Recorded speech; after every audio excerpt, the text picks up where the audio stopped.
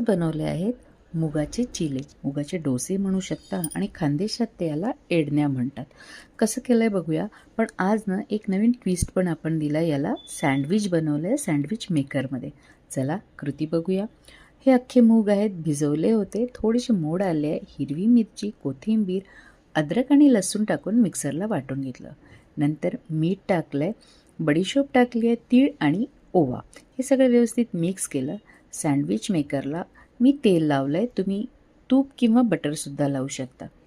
एकदा थोडंसं सारण फैलवलं, परत थोडीशी वाफ घेतली, त्यानंतर हे बेल पेपर सगळे चिरून त्यावर टाकले आणि हे चीजचे स्लाईस टाकले. परत त्यावर बॅटर टाकलं आणि छानपैकी दोन्ही बाजूने व्यवस्थित भाजून घेतलं. असं हे आपलं सँडविच तयार झालेलं आहे. हे सॉससोबत मी सर्व केलेलं आहे.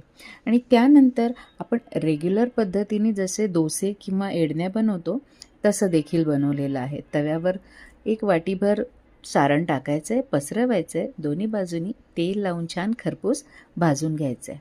यासोबत आपण आवळ्याची चटणी केलेली आहे. कोथिंबीर, हिरवी मिरची, टोमॅटो, अद्रक, लसूण आणि मीठ टाकलं आहे, जिरं घातलं आहे, थोडी बडीशेप आणि किसलेला आवळा. हे छान मिक्सरला वाटून घेतले. आपली छान चटपटीत अशी चटणी तयार झालेली आहे. आता तुम्हाला वाटेल की मुगाचे चिले जर बनवता येतात तर हे कशाला चीज लावून सँडविच वगैरे.